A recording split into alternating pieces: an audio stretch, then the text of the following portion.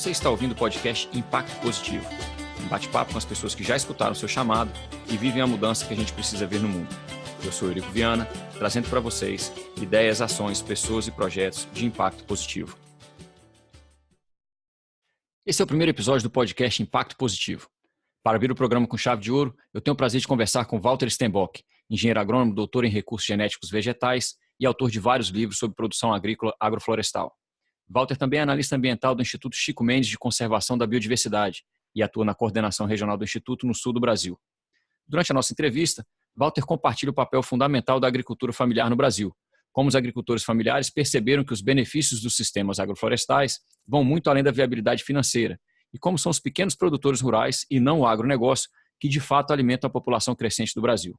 Eu sou Eurico Viana, trazendo para vocês ideias, ações, pessoas e projetos de impacto positivo. Walter, muito obrigado. Eu que agradeço, Eurico. Um prazer poder compartilhar um pouco. Obrigado, a gente fica muito agradecido. Walter, você escreveu e editou livros muito importantes para as pessoas que trabalham na produção rural. Entre eles a gente tem Agrofloresta, Aprendendo a Produzir com a Natureza, Agrofloresta, Ecologia e Sociedade e Agroflorestando o Mundo, de Facão a Trator. Esses livros têm sido referência muito forte para as pessoas que trabalham no campo e com sistemas agroflorestais especificamente, né? Explica para a gente, por favor, o que é um sistema agroflorestal? Um sistema agroflorestal é uma forma de fazer agricultura baseada nos princípios da natureza.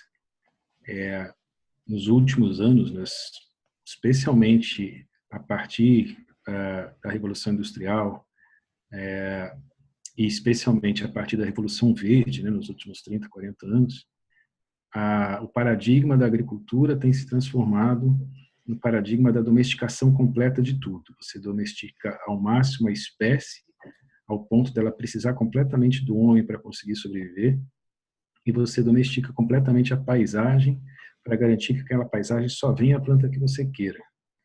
Isso custa muito caro ao bolso e ao ambiente, né? E às culturas também, e à sociobiodiversidade como um todo. Quando a gente pensa em campos de soja de quilômetros de extensão, onde nada mais cresce além de soja, por trás desse campo tem uma série de processos de domesticação da espécie e da paisagem, à custa de muito adubo químico, de muito agrotóxico, de muita máquina, de muita contaminação, de muita redução de lençol freático, e por aí vai uma série de problemas associados a esse paradigma de fazer agricultura. E a agrofloresta trabalha com o processo de domesticação da paisagem associado à valorização das forças da natureza na construção de um sistema produtivo.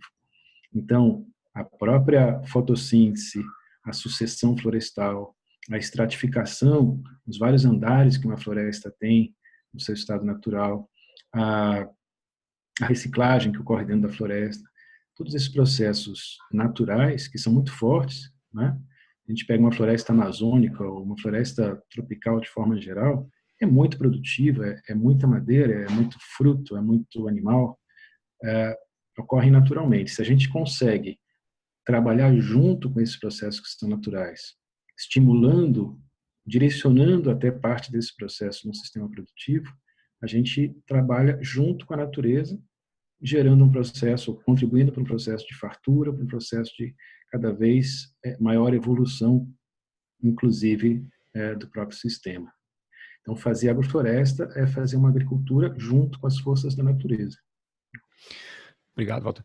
Walter, eu trabalho aqui na Austrália com agricultura regenerativa, né? A agricultura regenerativa é uma bandeira mais ampla que as pessoas criaram para todos os métodos que eles, vamos dizer assim, no decorrer da produção de alimento e fibras, a gente cria recursos naturais como biodiversidade, biomassa, sequestra carbono, ao invés de depletar, que vai nesse sentido que você está colocando aí. A gente trabalha com a natureza e não contra ela, né? Uma coisa que talvez assim, a maioria das pessoas, principalmente as pessoas leigas, não saiba,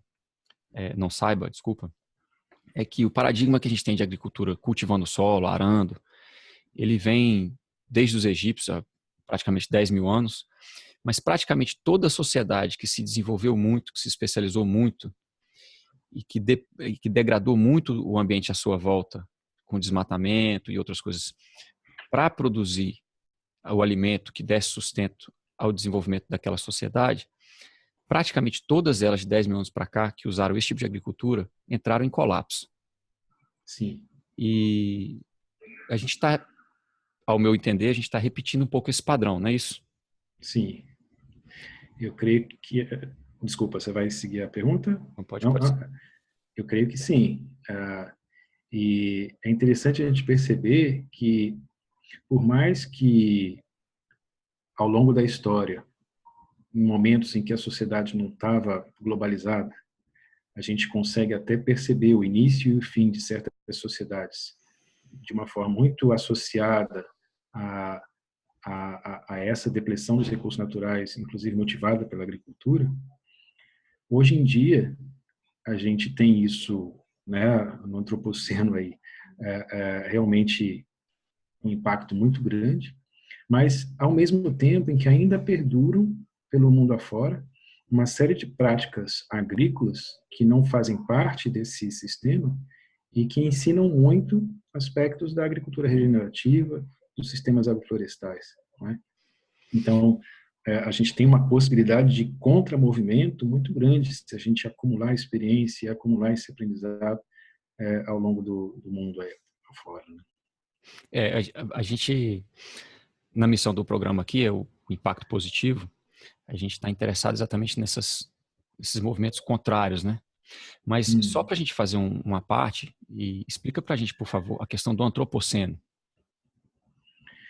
Se a gente pegar dados sérios de pesquisa e não dados que camuflam o problema que a gente vive hoje em termos de saúde do planeta Terra, a gente percebe que realmente nós estamos vivendo, né, um sexto momento de extinção, o maior momento de extinção em massa já registrado, já estudado no planeta Terra, em termos do tempo em que isso está acontecendo. Nunca eliminamos tantas espécies em tão pouco tempo, nem na época dos dinossauros isso aconteceu, né?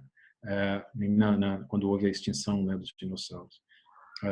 A gente está reduzindo os espaços rurais, reduzindo as florestas, reduzindo os hábitats a uma velocidade nunca antes vista, né?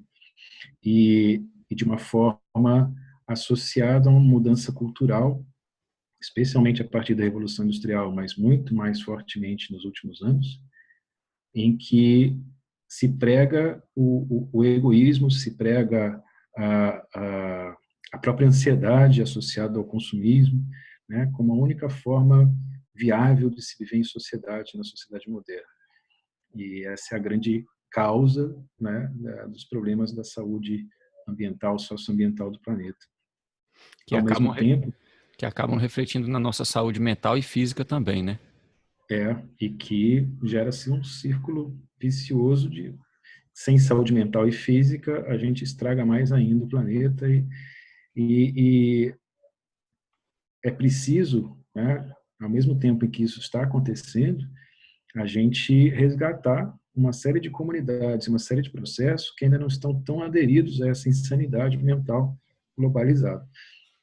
E talvez exista aí uma chance de um movimento contra-hegemônico.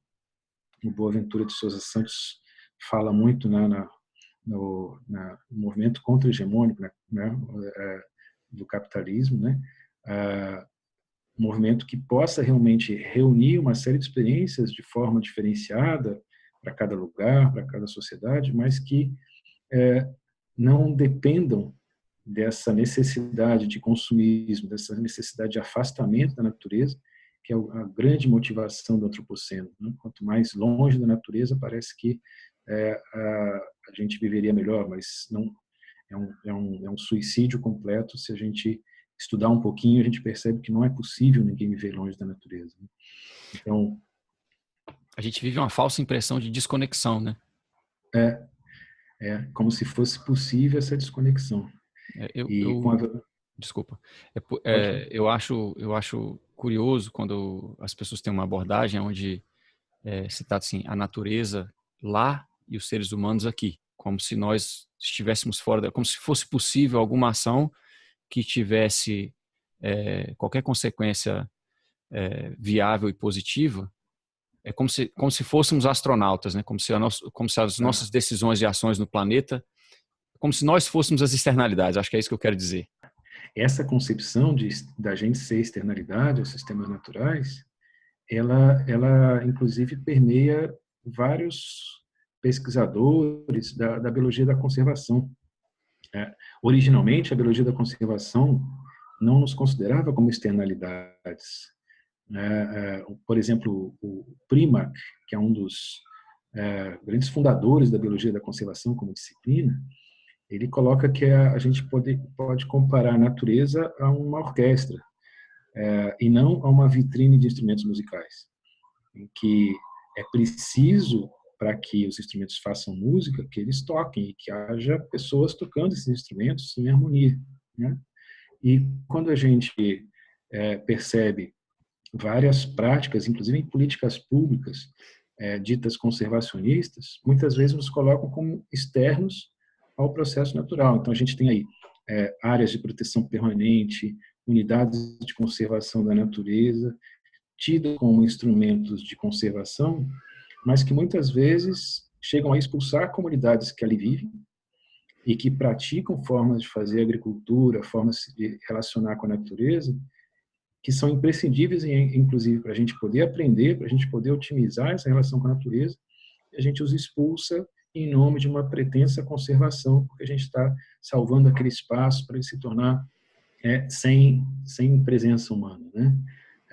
E aí, com isso, a gente cada vez mais se afasta dessa possibilidade de integração. A minha área de pesquisa no desenvolvimento comunitário, eu trabalhei muito com inclusão social, né? E o meu instrumento eram as práticas culturais brasileiras, né? E um paralelo interessante é que tem uma autora que eu usei, que ela traz uma comparação que é o seguinte: o mundo multicultural é como a paleta do pintor. Ele tem várias cores, mas elas ficam separadamente trabalhando ali para mover um sistema hegemônico. Elas não se misturam. Ao passo que a cultura brasileira tem desde o seu começo uma interculturalidade, ou seja, ela é a obra de arte, ela é o resultado da mistura de todas aquelas cores. E é engraçado porque quando boa analogia. E é engraçado assim, é curioso porque a maneira que você colocou da questão da biologia reflete a mesma coisa, né? Os instrumentos sozinhos eles não fazem uma sinfonia. Pois é. E por um apego a um cientificismo baseado na separação, a gente também contaminou a biologia da conservação com essa lógica de que as partes são separadas e que a nossa relação humana com essas partes é uma externalidade, né? E o que a gente precisa é de orquestra sendo tocada. Legal, a gente precisa dessa conexão, né? A gente precisa do ser humano com uma coisa que o Ernest coloca, é que a gente precisa entender o nosso papel para estar ali dentro daquele sistema, né? E aí eu queria trazer o nosso papo para um outro momento. Assim, dentro dessa questão da gente se inserir num sistema de produção que recupera a biodiversidade, que mitiga a questão do aquecimento global porque sequestra carbono no solo, toda essa questão, e ainda se tratando de sistemas agroflorestais, que é o nosso foco aqui hoje, é possível, Walter, a gente produzir a base da nossa pirâmide alimentar com os sistemas agroflorestais? É possível e não é uma hipótese. A gente, não só nesses trabalhos que a gente se envolveu, mas em vários outros trabalhos pelo Brasil e pelo mundo afora, existem prospecções, existem análises, né, de produtividade, análises de renda, análises de quantidade de comida produzida por metro quadrado, por hectare, que mostram que agroflorestas chegam a produzir de 40 a 75 toneladas de alimento por hectare ano. Se a gente pensar que um hectare de soja produz aí 11 toneladas, um hectare de batata, que é uma coisa mais pesada, né? vai produzir 15 toneladas, 20. Isso, considerando plantios de soja ou de batata, os mais produtivos, considerados produtivos modernos na agricultura convencional, né? A gente Ou percebe seja, que com bastante químico, com bastante fertilizante químico, com bastante custo, né, social, ambiental, econômico, né, produzem muito menos do que um sistema agroflorestal cujos insumos são produzidos a partir das forças naturais, né?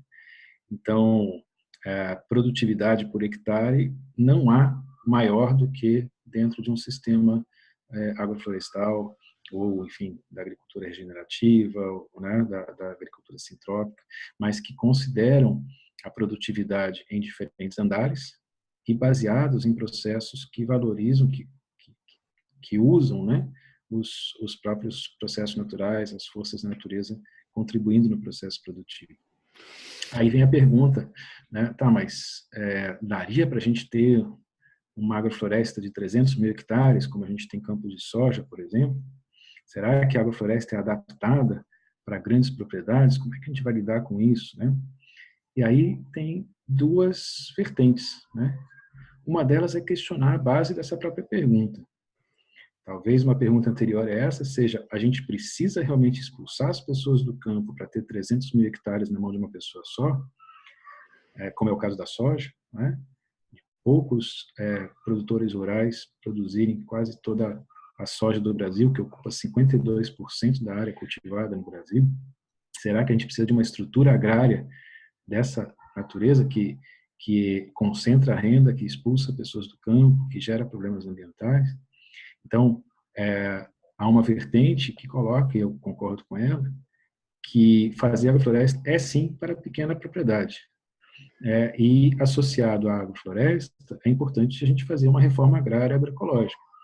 A gente tem experiências recentes muito interessantes dentro de assentamentos de reforma agrária no Brasil, tendo sua base produtiva agroflorestal, gerando renda e gerando qualidade de vida para os agricultores assentados, e ao mesmo tempo mantendo uma base florestal, né? Essa é uma situação. A outra é que, sim, também dá para fazer agrofloresta em áreas maiores, tem gente se debruçando sobre isso, né, fazendo, adaptando equipamentos, adaptando tratores, adaptando processos para áreas maiores. Então, existe também esse desenvolvimento tecnológico pensado para áreas maiores. Eu só acho que ele não é tão necessário. Na verdade, é mais importante a gente pensar em reforma agrária agroecológica do que a gente tentar imaginar que a gente deveria fazer agrofloresta em grande escala.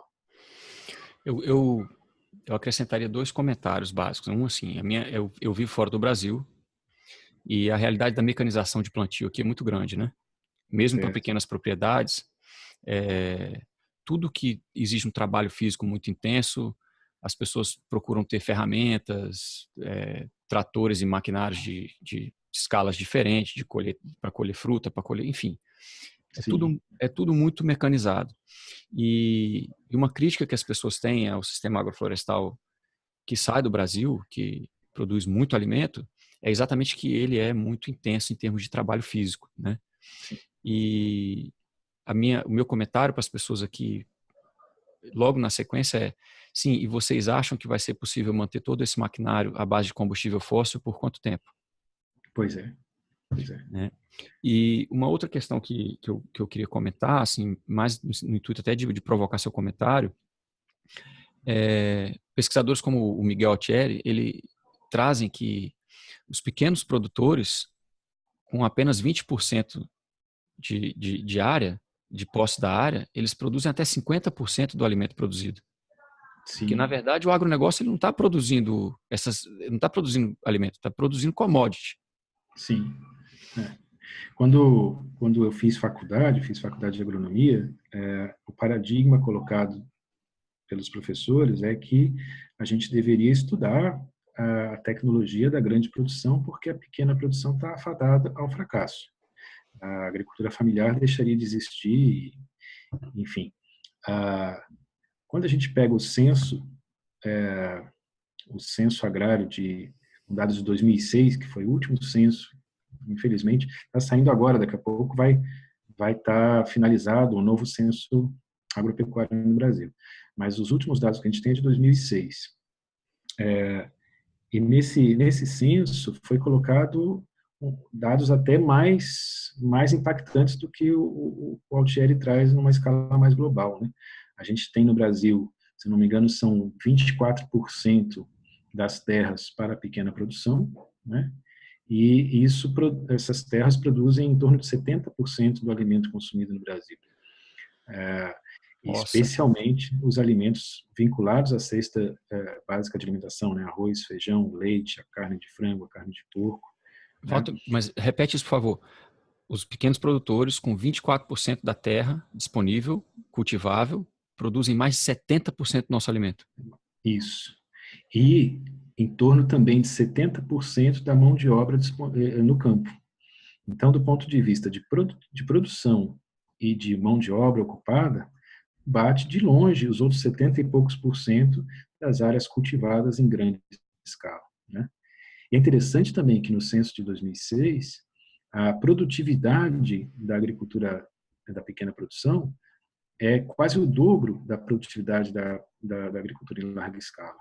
Em média, no Brasil, um hectare produz em torno de R$300 na agricultura em larga escala, e em torno de R$600 na agricultura familiar. Lógico que isso é uma média, né? Existem variantes muito grandes de produtividade, né? Mas em termos, considerando que nós estamos falando de um censo, né, de todas as propriedades do Brasil, esse é um dado que coloca por terra esse paradigma que, por exemplo, eu e vários colegas aprendemos na faculdade, que é a grande produção que produz o alimento, que é na grande produção que está o trabalho no campo, né, que é a grande produção que gera produtividade, mesmo com falta de crédito, com falta de ensino, com falta de apoio técnico, né, com todo a redução de crédito, inclusive nos últimos anos, da agricultura familiar, mesmo assim, a agricultura familiar ainda é a base da nossa alimentação, a base do emprego no campo e a base dos caminhos para maior produtividade.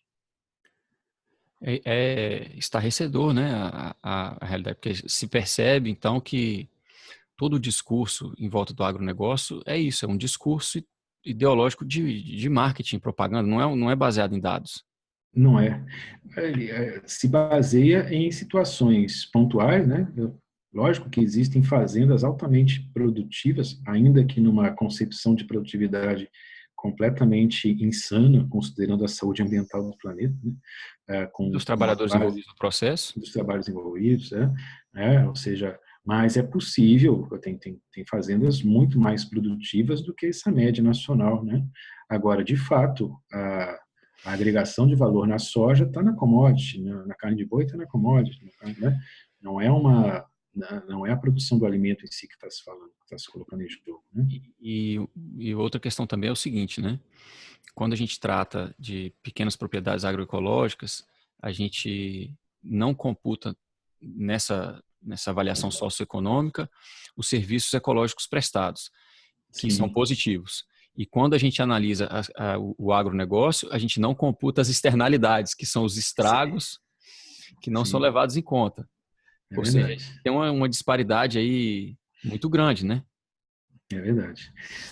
E a gente não computa menos ainda, né, a cultura, né, a relação humana com a natureza, que se perde, o que não tem como existir num processo de um grande agronegócio, de uma grande área cultivada, né, comparado com alguém que está vinculado diariamente com manejar sua agrofloresta, né? O conhecimento sobre a natureza, a própria relação com a natureza, né? Por exemplo, quando a gente conversa com agricultores agroflorestais, eu estou lembrando agora de uma conversa com o seu Zé Fredo, agricultor lá de Barra do Turvo. Uhum. Ele costuma falar, bom, eu trabalho das 8 da manhã às 5 da tarde, mas eu tenho parceiros que continuam trabalhando mesmo quando eu estou parado. O tucano, ele come muito palmito e cospe muita semente. De noite vem o morcego e fica cuspindo semente também. Então, essa área aqui é plantada por mim, pelo tucano e pelo morcego. Numa análise mais urbana, de alguém que possa pensar o processo educativo como algo ainda externo à natureza, isso talvez tenha pouco valor. Mas o seu Zé Fredo é alguém que vive com a sua cultura vinculada a um mutualismo, a uma simbiose com parceiros, colegas de trabalho que são o tucano, que são o morcego, que se envolve em processos pedagógicos, inclusive de construção do conhecimento, que só podem existir se a agricultura tiver uma base sintrópica, uma base agroflorestal, uma base regenerativa. Caso contrário, essas coisas se perdem. Eu acho interessante esse exemplo que você colocou, porque um comportamento, um comportamento quase indígena, né? É, E ele traduz aquela questão que eu coloquei no começo, que eu acho que grande parte dos problemas que a gente tem hoje é pela desconexão. As sim, pessoas estão tão removidas do processo de produção do próprio alimento que a extinção em massa que a gente vive hoje não tem um impacto. A pessoa só vê aquilo pela tela da televisão. Agora, se sim. você começa a sentir falta do morcego que te ajuda a plantar, se você começa a sentir falta da paca, da capivara, do, É. do tucano, aí você, peraí, tem alguma coisa errada, né? E não é só pela beleza do bicho, da planta, é porque existe uma integração, existe a conexão. Né? Agora, assim, de novo, eu estou fazendo aqui uma provocação que eu queria trazer alguns dados para a gente ver o absurdo que é, né? Se de um lado a gente tem, então, um impacto ambiental positivo, uma economia, uma agregação de valores sociais e ambientais e culturais enorme, que não são colocadas na equação, e do outro lado, que é o lado do agronegócio, a gente tem um marketing, uma propaganda que não fala sobre as externalidades, não fala sobre os danos causados à saúde do trabalhador, sobre os danos causados à saúde do planeta, a gente tem uma disparidade. Eu queria que você comentasse, eu vou compartilhar algumas informações que estão aqui um pouco já estão um pouco desatualizadas, mas eu acho que vale a pena para reflexão. Em 2013, o governo do PT lançou o Plano Nacional de Agroecologia e Produção Orgânica com previsão de orçamento de 8,8 bilhões para 3 anos. Em 2014, esse mesmo governo anunciou um aumento desse orçamento para 21 bilhões para a agricultura familiar como um todo. E esses dados, quando a gente dá uma olhada para eles assim separadamente, é um aumento significativo. Mas aí a gente faz uma análise, né? Dentro dessa conversa que a gente está tendo. No mesmo ano, o, o orçamento para o agronegócio foi de 136 bilhões. Então a gente tem um gasto, inclusive do dinheiro de impostos, que é um dinheiro do erário público, indo para serviços que causam extinção em massa de fauna e flora, que degradam o planeta e que degradam a saúde mental e física do trabalhador rural. Sim. E quando a gente olha isso, assim, eu sou uma pessoa eu sou bem emotivo com as coisas, isso me deixa revoltado. É revoltante mesmo. Né? Se a gente pegar, Eurico, desde que existe Pronaf, que talvez seja um marco inicial que a gente possa, no mínimo, contabilizar o quanto vai de crédito para a agricultura familiar, né? E, de fato, passou a existir crédito para a agricultura familiar de forma organizada a partir do Pronaf, e cujos recursos foram otimizados, aumentaram bastante a partir do governo do PT, dos governos do PT, a gente percebe que, enfim, existe recurso direcionado para a agricultura familiar. Mas desde que foi criado o Pronaf, esses recursos são sempre na ordem de 10% do recurso destinado ao grande agronegócio. Você falou em 136 bilhões, não lembro bem que ano, mas a gente chegou a uns anos 14. passados, 2014. Se a gente fizer uma conta, é muito louco isso, porque é praticamente R$ 1.000 por habitante do Brasil. Já pensou? Um menino que nasce hoje, qual é a nossa população hoje no Brasil? Não está em torno de 130, 140, né? 140 milhões, eu acho. Então, se a gente pensar um crédito rural do grande negócio na ordem de 140 bilhões, dividindo isso pela população brasileira, é como se qualquer brasileiro, inclusive o recém-nascido hoje, já desse R$ 1.000 assim, por ano Para o agronegócio. Né, para o agronegócio. Né? Esse recurso ele não volta completamente, porque esse financiamento é muitas vezes empurrado né, levado para frente. Muitos grandes produtores sonegam impostos, não retornam o valor investido de forma adequada e conseguem novos financiamentos. Então, não é um absurdo muito grande. Todo cidadão brasileiro dá mais do que um salário mínimo por ano para estimular um processo que é degradante, não é? E que mantém o povo, né, justamente escravizado a um sistema de depressão, de escravidão, de desconexão. A gente está amarrado a um processo realmente de muita submissão ao sistema, né? O que me impressiona é que são as mesmas pessoas que vão para a televisão, que vão para as tribunas de audiência, criticar e dizer que programas de distribuição de renda são esmolas, são dar o peixe e não ensinar a pescar. Quer dizer, é uma hipocrisia é uma hipocrisia de orçamento bilionário. Vale dar qualquer pessoa do Brasil que às vezes não ganha um salário mínimo, dá R$1.000, né? O povo brasileiro dá R$1.000 por pessoa por ano para um sistema que o mantém submisso, mantém doente, mantém desempregado.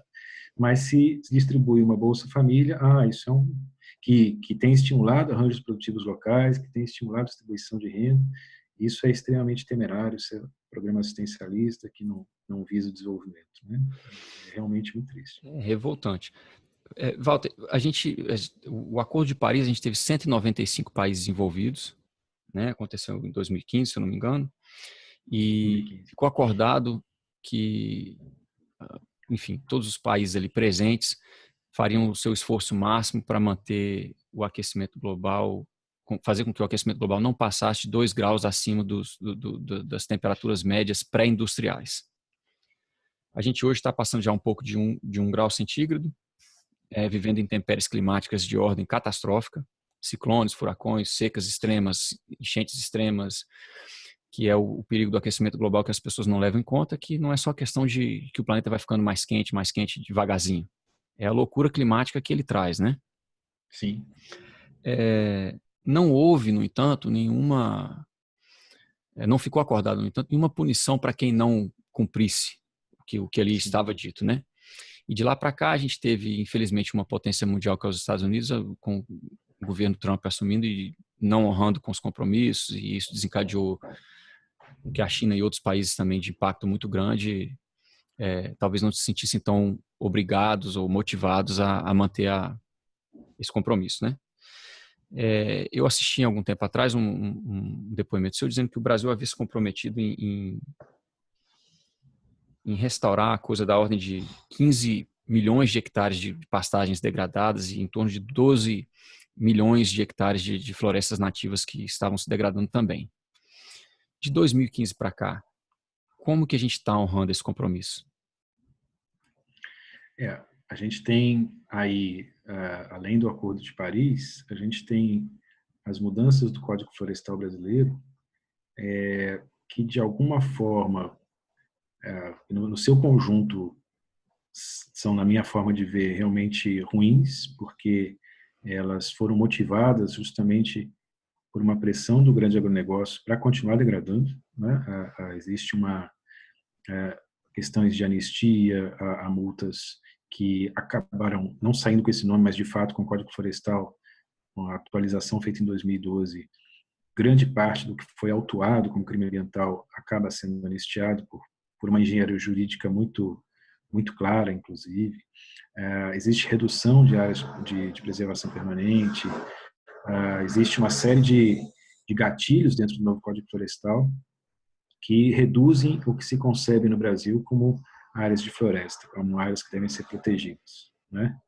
Por outro lado, o Código Florestal criou e vem se implementando, ainda que de forma mais lenta do que poderia ser, o CAR, que é o Cadastramento Ambiental Rural, que é um sistema em que o produtor precisa se cadastrar para conseguir, inclusive, seus financiamentos, a forma de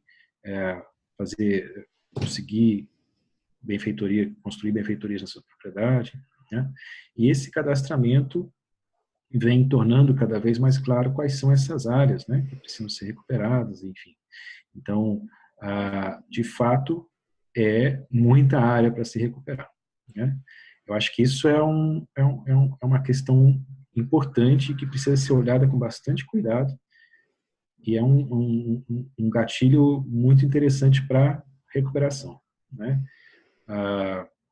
Que a gente precisa usar, inclusive, em políticas públicas para estimular a reforma agrária agroecológica, a implantação dos sistemas agroflorestais, como formas de recuperação, né?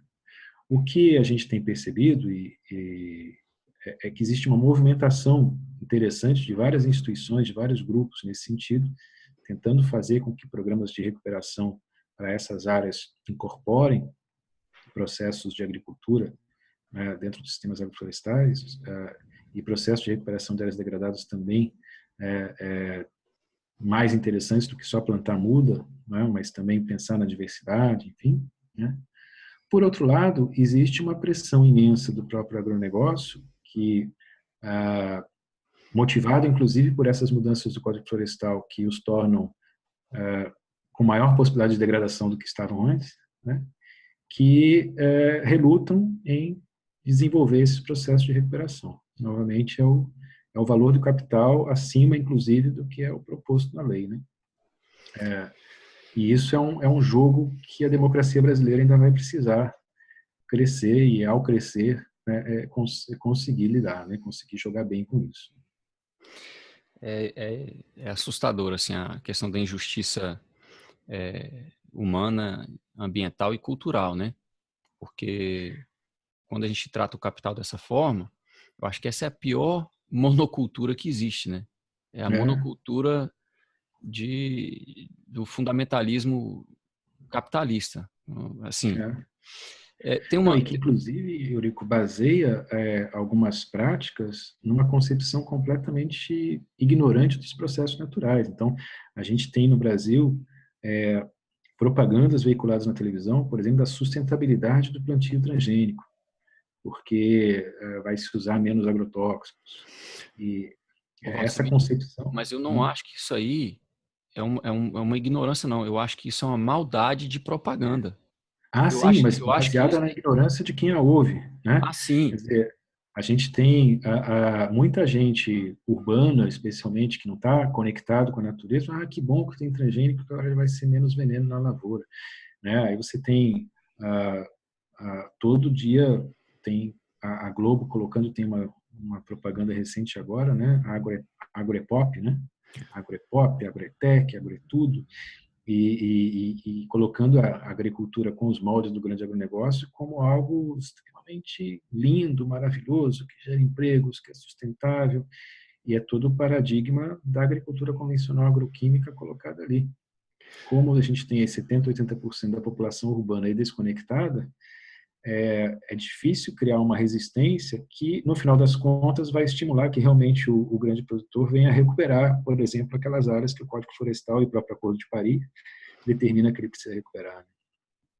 Eu vejo assim, existem coisas muito positivas dentro dessa loucura toda, né?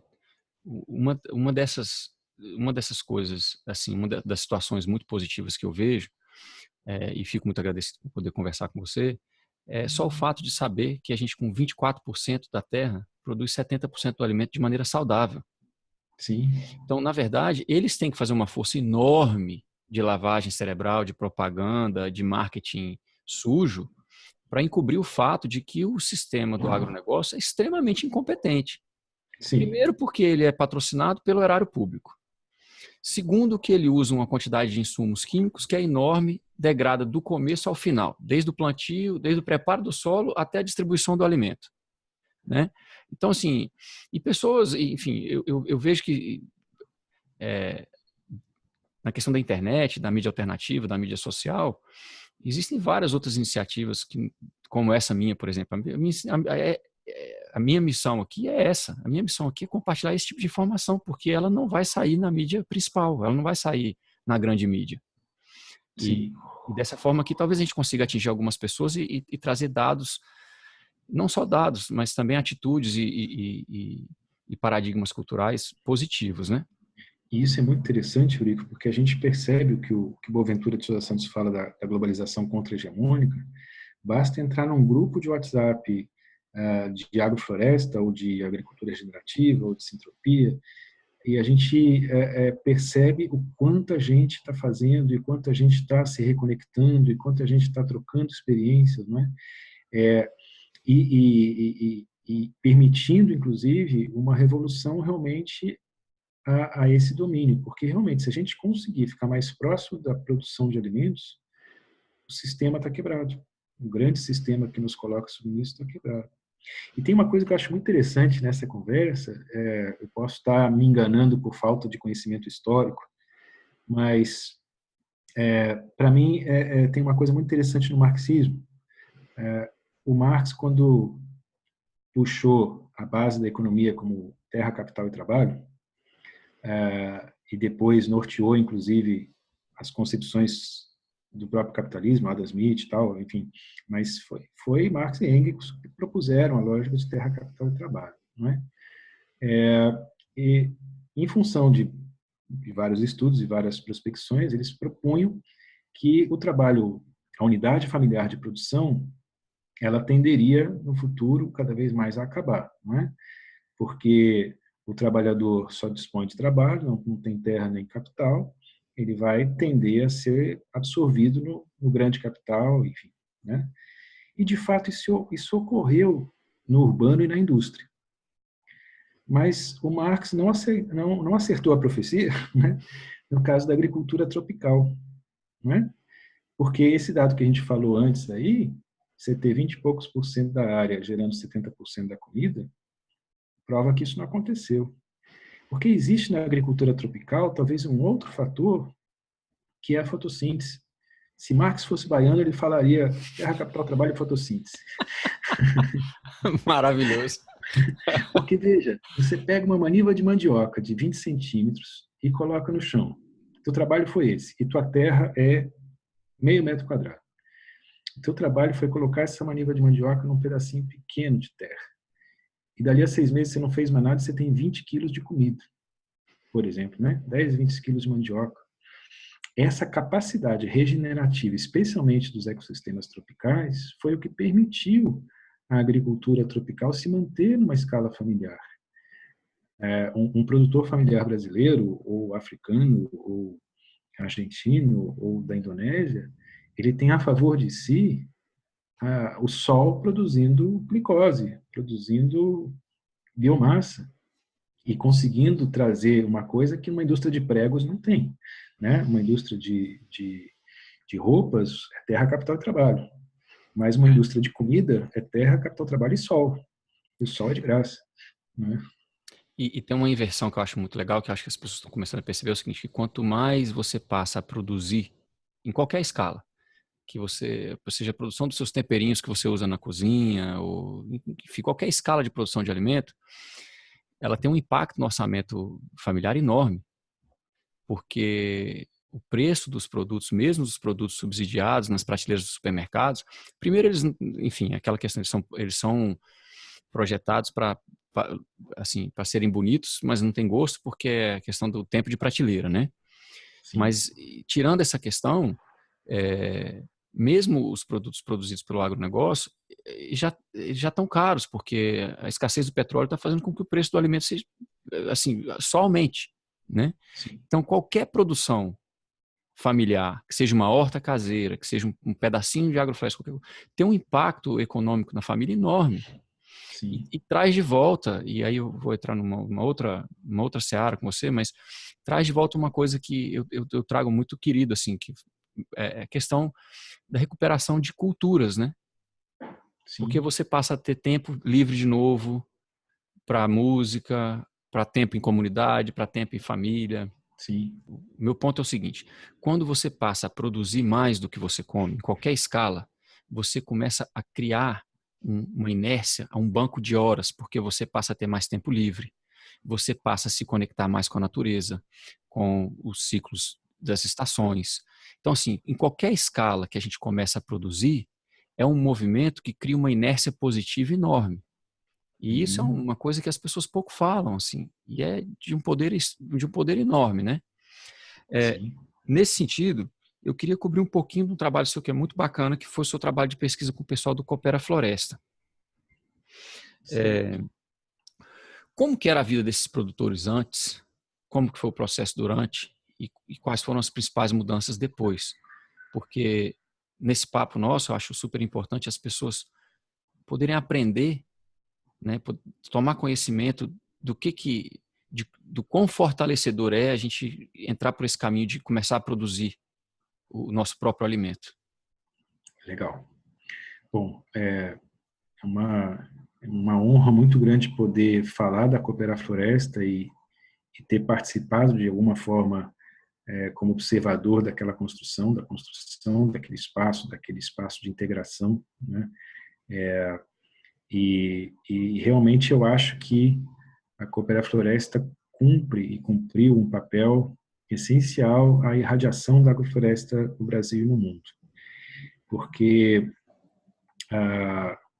até então, até a década de 90, ou até um pouco mais antes, né? Um grande amigo meu, que é o Nelson, que é um dos criadores da Cooperar Floresta, ele compara o Ernest a um grande codificador da agrofloresta, né? Ele sempre fala, ó, a floresta sempre existiu, como a física, sempre existiu, mas o Newton, Isaac Newton, veio e codificou para a gente, né? Uhum.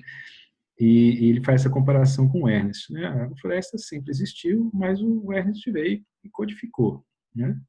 Mas até a década de 90, no Brasil e mesmo em outras partes do mundo, essa codificação trazida pelo Ernest, ela estava mais vinculada a agricultores isolados, às vezes até de origem urbana, e que foram montar um sítio, que buscavam justamente essa reconexão, mas a prática agroflorestal aos moldes propostos pelo Ernest ainda não tinha encontrado grupos de efetivamente agricultores que em grande quantidade, que viviam da agricultura e que passassem a mudar seu paradigma de produção. Acho que a primeira experiência concentrada de agricultores nesse sentido no Brasil, recente, é ali na Cooperar Floresta, no Alto Vale do Ribeira, em que pese que tem experiências amazônicas, né, de agricultores aqui e ali e tal, mas talvez pelo menos no sudeste, sul do Brasil, na maior parte realmente de extensão do Brasil, essa foi uma construção muito interessante. E como é que eles viviam na década de 90? Né? Os agricultores quilombolas que estavam recebendo toda a influência da agricultura convencional agroquímica. Então, se faziam queimadas anuais. A prática de agricultura de coivar era uma prática tradicional, de fazer queimadas a cada 15, 20 anos, e que hoje se sabe que tem vários aspectos de sustentabilidade nisso, do próprio processo agrícola, né? Dentro de uma escala bem menor também, né? Dentro de uma escala bem menor, né? Dentro de uma escala temporal também de regeneração de glebas dentro da propriedade em diferentes tempos, né? Mas o fogo não é esse inferno todo que nos colocam dentro da concepção de agricultura moderna. Quer dizer, é muito menos impactante o fogo da agricultura de coivara tradicionalmente praticada do que o glifosato colocado na soja. Isso é realmente muito claro, né? Mas, enfim, eles não praticavam mais essa agricultura tradicional de coivara, e sim uma mescla entre queimar todo ano, né, e aplicar veneno. Então, estava uma situação realmente degradante. Se plantava muito feijão, tomate, outra vagem, outras hortaliças.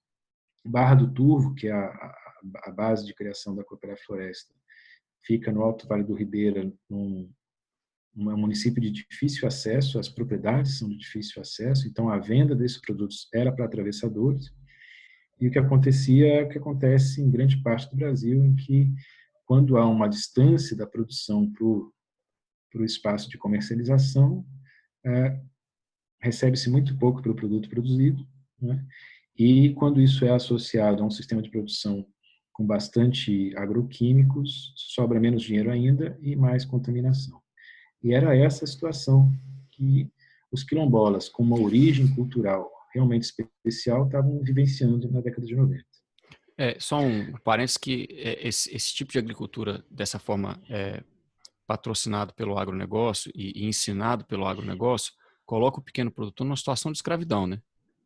Sim, uma escravidão quanto maior, especialmente em relação à distância que ele possa ter do consumidor, né?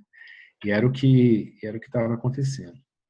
Quando o pessoal começou a fazer agrofloresta, e foram alguns agricultores pioneiros, né, o Pedro, o Zé Fredo, né, e outros agricultores que foram se associando, no começo havia uma certa desconfiança, depois foi dando certo, o pessoal foi vendendo em feira, foi fazendo cesta, né? E começou a ter uma modificação gradativa no próprio processo de fazer agricultura, na relação comunitária. Então, uma coisa que começou a existir, que não existia faz tempo, eram os mutirões. Os mais velhos lembravam dos mutirões de colheita, dos mutirões de plantio, e o sistema agroquímico que havia se implantado já há algum tempo não permitia, inclusive, não tinha conexão com esse tipo de trabalho. Olha que interessante, Walter, desculpa interromper, mas olha que interessante. Interessante num sentido negativo, mas não deixa de ser interessante. A adoção das práticas do agronegócio para as pequenas comunidades, ela tem um outro impacto aí, né? Que é a perda do capital cultural e social. Sim. Porque a gente deixa de colaborar com o vizinho, deixa de fazer os mutirões, deixa de ter aqueles momentos que são momentos de agregação social e cultural, né? E com isso a gente tem uma perda de diversidade que vai além da ecossistêmica, ela passa para o sociocultural, né? Sim, e aproveitando esse teu comentário, Rico, é bem interessante da gente até resgatar um trabalhinho que a gente fez junto aos agricultores da Coopera Floresta, depois, né, de ter tido essa mudança, que eu já vou detalhar melhor, mas hoje, agricultores agroflorestais, né, então a gente perguntou, primeiro a gente perguntou para os técnicos que estavam trabalhando no projeto junto à Coopera Floresta, o que era uma boa agrofloresta. As nossas respostas, tanto do Instituto Chico Mendes, quanto da Embrapa, quanto da Universidade Federal do Paraná, que era o conjunto de pesquisadores que estavam trabalhando na época, então, todas estavam vinculadas à produtividade e à biodiversidade. Então, uma boa agrofloresta é aquela que produz bem, mas que cobre bem o solo, que tem vários andares, que, enfim, tem uma diversidade. A gente fez essa mesma pergunta nos vários bairros, né, de Barra do Turvo, dos agricultores vinculados com a agrofloresta. E vieram respostas dessa natureza também, mas vieram respostas como uma boa agrofloresta é aquela que tem cheiro de tatu, por exemplo. Uma boa agrofloresta é aquela em que a gente cuida das plantas dos companheiros como se fosse a própria. Uma boa agrofloresta é aquela que o grupo trabalha reunido. Uma boa agrofloresta é aquela em que há mutirão, é aquela em que a gente gosta de estar, que aquela gosta de trabalhar. E como ver essas respostas desse nível, a gente resolveu propor uma priorização. Mas uma agrofloresta é mais o quê? É uma agrofloresta boa, é aquela que produz bem ou aquela que tem cheiro de tatu, ou que você gosta de trabalhar? E a gente fez uma votação de Pareto e a produção é a última coisa. O que menos se quer, né, numa agrofloresta, o que menos é importante para os agricultores é se ela produz bem. O que mais importa é se ela está diversa, se ela tem e se ela estimula a relação comunitária, né? Então isso mostra como é importante isso para o agricultor, né? Não, e mostra para a gente, como assim, para nós todos, seres humanos, que somos seres sociais, que no fundo, o valor maior, a partir do pressuposto que a gente tem o suficiente para sobreviver, em termos de alimentação saudável, que é o caso deles, que estão diretamente ligados ao seu alimento, o que importa para a gente é o social e o cultural. Sim. É o grande indicador de sucesso, né? Olha que interessante, muito legal, Walter. E aí, bom, aí voltando, né? Os agricultores começaram a fazer agrofloresta na década de 90, começaram a vender seus produtos também de forma diferenciada, e logo começou a chegar gente para conhecer, e o pessoal se sentiu valorizado, né? Tem agricultores que contam, né? Eu achei que estava fazendo uma coisa meio louca aqui, mas aí veio estudante de agronomia lá de longe para conhecer o que eu estava fazendo, vinha ônibus aqui, falava que era legal, chorava, né? Então começaram a perceber que aquilo poderia ter algum valor, e isso retroalimentou o processo, né? Teve um processo de inclusão social dos pequenos produtores na sociedade brasileira como um todo, né? Porque isso é um Sim, processo de inclusão. Esses indicadores sim, sociais e culturais que você está descrevendo, no meu trabalho, por exemplo, seria um processo de inclusão social. sim, sim. E é interessante até perceber, por exemplo, numa fala, a gente fez algumas entrevistas, várias entrevistas nesse trabalho, né? Eu lembro agora do Sidney, por exemplo, agricultor agroflorestal, que ele conta uma coisa muito interessante. Ele fala assim, ó, quando eu comecei a fazer agrofloresta, era eu, a minha esposa e a minha filha. Nós éramos em três. Antes de fazer agrofloresta, a gente gastava R$ 250 de rancho no mercado por mês, né? Hoje, depois de 10 anos fazendo agrofloresta, nós somos em quatro. Tem mais um filho. E a gente gasta R$ 120 por mês no mercado. Veio o rapaz do censo aqui fazer pergunta, ele disse que eu era um pobre virando um miserável. Para o dado estatístico oficial, ele está consumindo menos. Mas a gente fez a conta de quanto ele colocava na mesa de comida da base agroflorestal dele, se a gente contabilizar isso em forma de dinheiro, dava em média R$ 1.400 por mês. Então, da agrofloresta dele, que ele tira 20 produtos agroecológicos para ter na mesa. Se ele fosse comprar isso, ele gastaria R$ 1.400 por mês. E não teria nem onde comprar, né? Walter, mas isso mostra uma fraqueza no nosso paradigma socioeconômico, né? Porque o que você está descrevendo é o seguinte, é que para o nosso sistema, eu estou falando agora o nosso sistema de avaliação mesmo socioeconômica, Uhum. só existe um indicador de consumo. É, Ou seja, se você passa a produzir, se você passa a ter uma participação numa economia informal, ou se você tem uma melhora de qualidade de vida, uma melhora enfim, né, que é trazida por essa ligação com a produção do próprio alimento, não é contabilizado, porque passa batido no censo. é. Ele mais do que passa batido, a indicação de liberdade a um sistema opressor na base de produção de alimentos é tida como aumento de pobreza, não é? O apego cultural maior a um processo de inclusão social e ambiental é tido como um problema, como uma coisa ruim ao sistema. Seria melhor que ele pudesse consumir mais o produto envenenado, aí ele seria mais indicadores melhores, né? Que Então, loucura. há um problema muito grave em como a gente mede isso Tá de mesmo, né? ponta cabeça mesmo, né? Que E loucura. hoje a Coopera Floresta tem mais de uma centena de famílias, né, vinculadas a esse processo produtivo, tem recebido muitas visitas de gente do Brasil todo, de outros lugares do mundo, e servindo como referência muito interessante, e especialmente uma referência baseada no sistema agrário, no sistema produtivo familiar tradicional, né? Percebi várias vezes, né, agricultores vindo de outros lugares e fazendo visitas lá e percebendo na referência para a qual eles estavam estudando, agricultores também, agricultores que dependiam daquilo para sua sobrevivência. Não era o caso de visitar um sítio de um funcionário público aposentado, de alguém que saiu do urbano, mas tem uma lojinha. Era não que isso não seja importante, né? Eu pretendo fazer isso também quando me aposentar, talvez antes, né? Mas há, né, uma referência realmente de sistema agrário, de sistema tradicional se transformando. E isso é muito importante na referência da Coopera Floresta. Muito legal. É, eu acho importante, Walter, assim, tem um...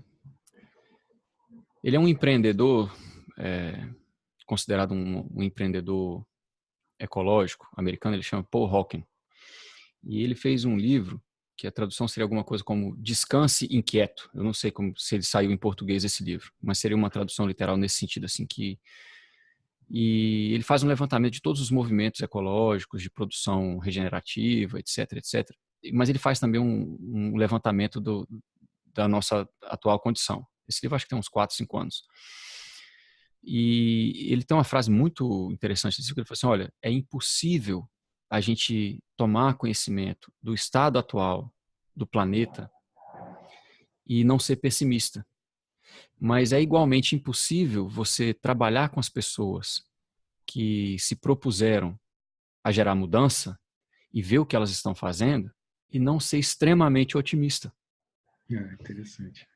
E vem um pouco disso, assim, a minha missão de de conversar, expondo as mazelas, mas compartilhando informações que eu acho que elas são malinamente escondidas da gente.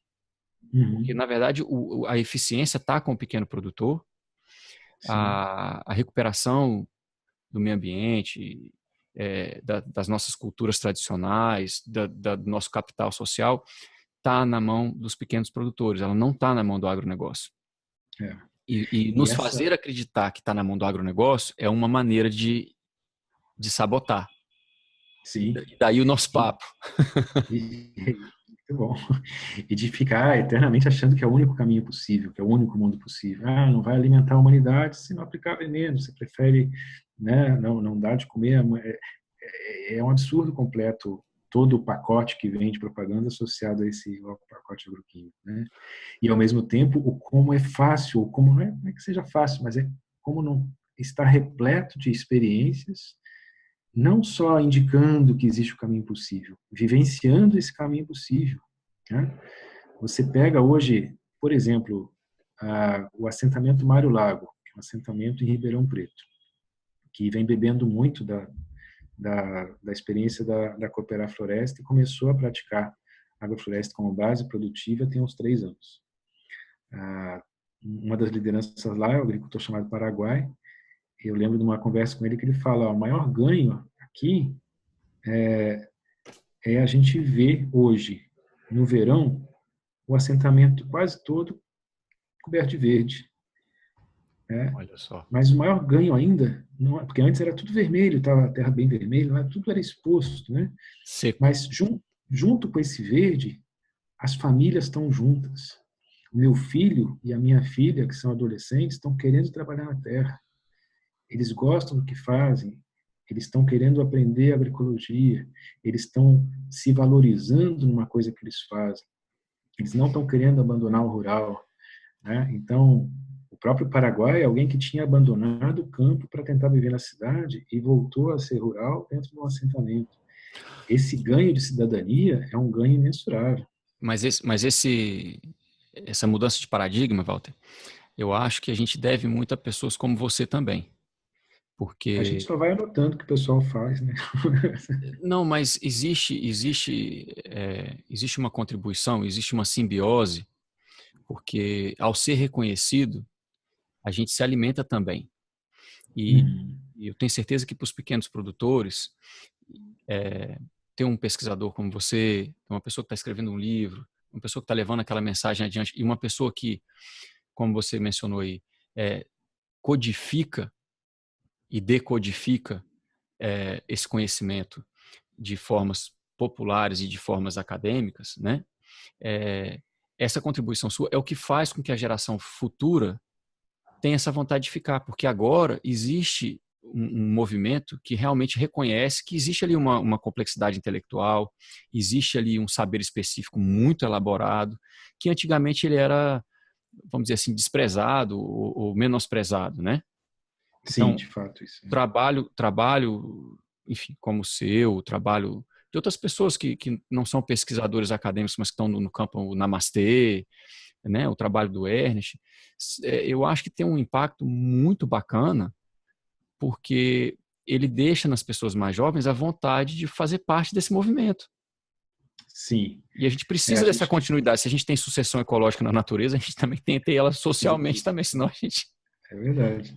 É gratificante até ouvir isso e é para isso que a gente trabalha, né? Tentar realmente ser útil de alguma forma a essa simbiose, né? Mas, de fato,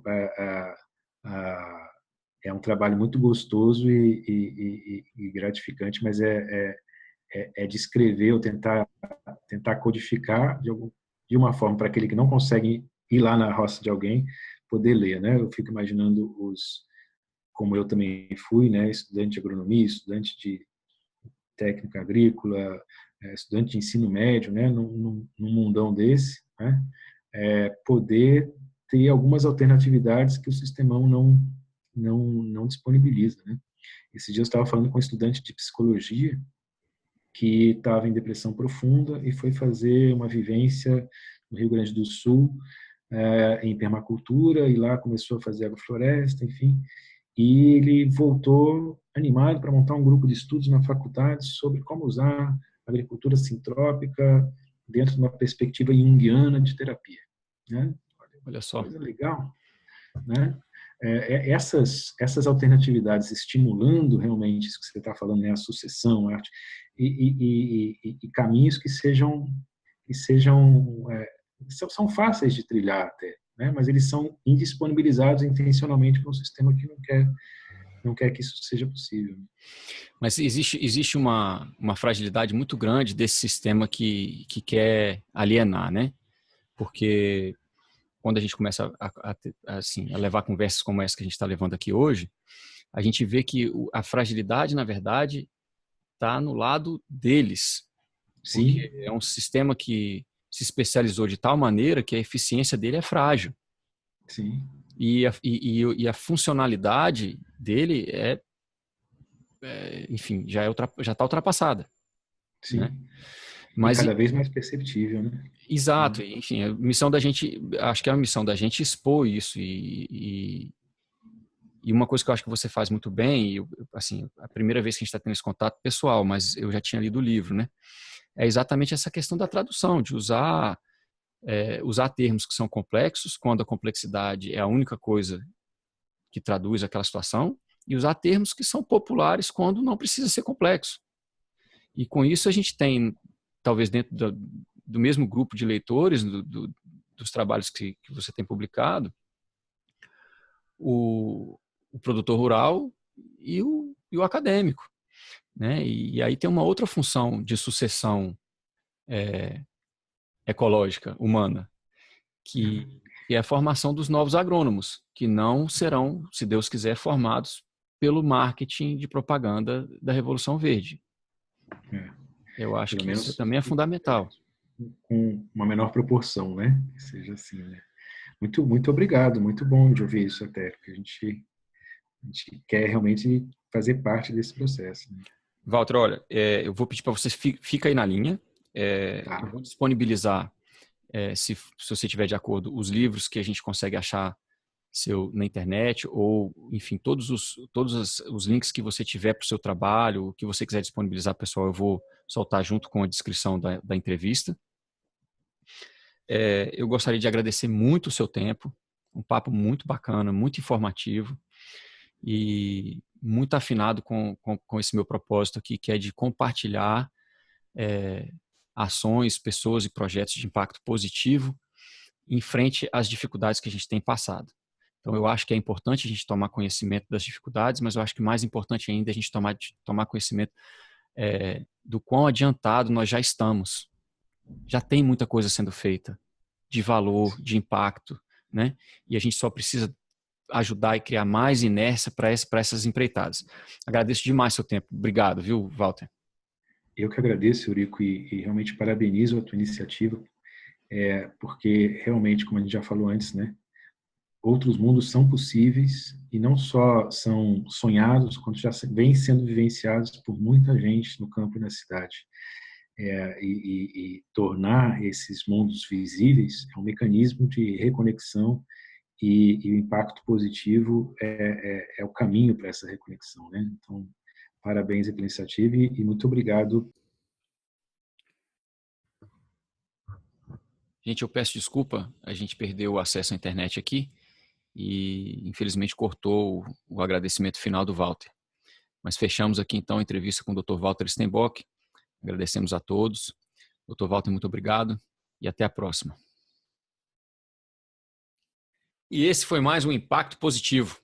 Eu sou o Eurico Viana e aqui no podcast eu converso com pessoas que já vivem a mudança que a gente precisa ver no mundo. Se você quer causar um impacto super positivo no podcast, se inscreve no nosso canal do YouTube, curte a nossa página do Facebook, vai no nosso site, deixa o seu e-mail e compartilha as nossas entrevistas com seus amigos. Mudança boa a gente faz em boa companhia. Eu sou o Eurico Viana, trazendo para vocês ideias, ações, pessoas e projetos de impacto positivo. Até o próximo episódio.